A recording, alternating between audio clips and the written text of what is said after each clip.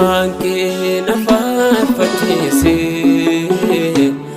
araarri kee mucaa kee na taasise. Gaarummaan kee na faarfachiise, araarri kee mucaa kee na taasise. Yammuuteen daddarbu abboommii keerraa, balbala araara kee cuubnee narraa. Ati naaf jaalala. Yammuuteen daddarbu abboommii keerraa, balbala araara kee cuubnee narraa. Ati naaf jaalala. Waaqayyo ati jaalala, Waaqayyo ati jaalala, Waaqayyo ati jaalala, Waaqayyo ati jaalala.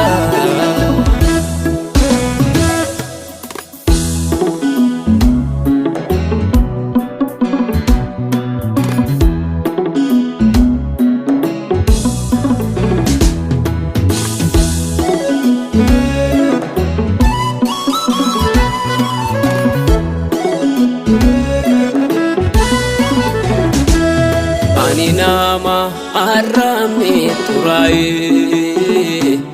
guutummaan namummaan koo ittiin manca'e. Ani nama arrabni xuraa'e,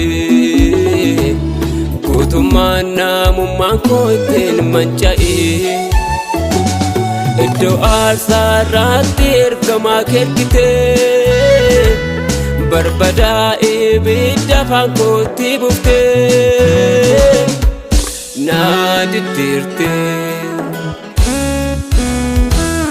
Iddoo aarsaarratti ergamaa ergitee, barbadaa'ee ibidda afaan kootti buuftee na diddiirtee,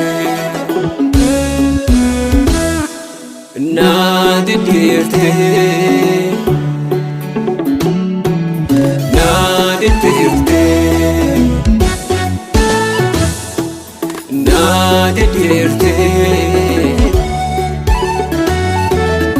Akka nama biraan ta'ee.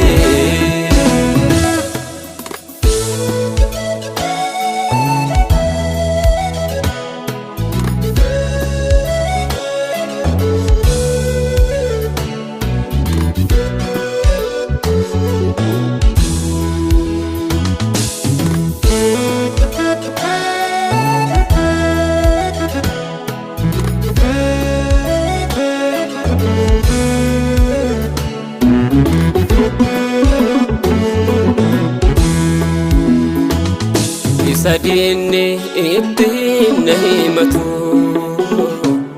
yakka koo naaf dhiistee Yesuusitu. Isa diinni ittiin na himatu, yakka koo naaf dhiistee Yesuusitu.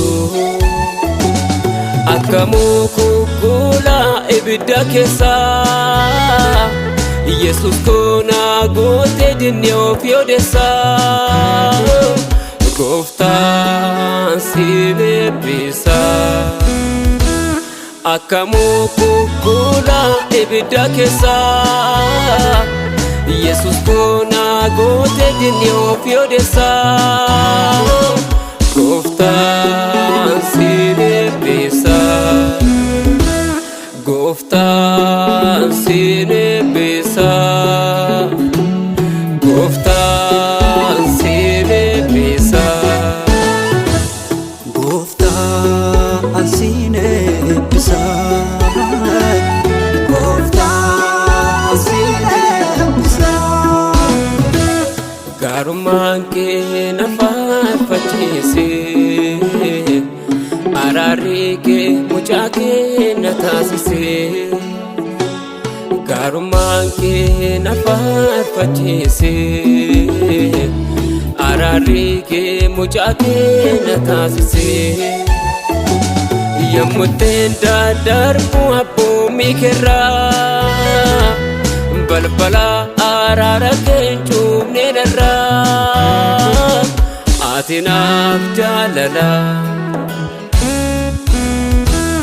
yommuutiin daddarbu abboommii keerraa balbala araara keencuufne dharraa ati naaf jaalala Waaqayyo ati jaalala Waaqayyo ati jaalala Waaqayyo ati jaalala Waaqayyo ati jaalala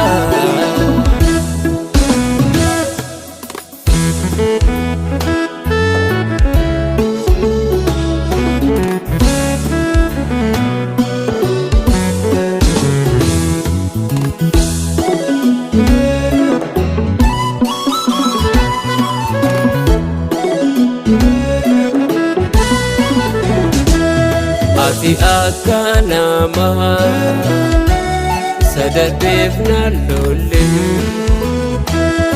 Ati akka namaa yakka goolakumne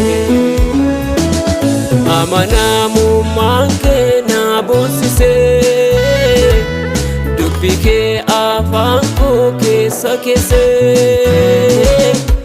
na faarfachiiste amanamummaan kee na boonsise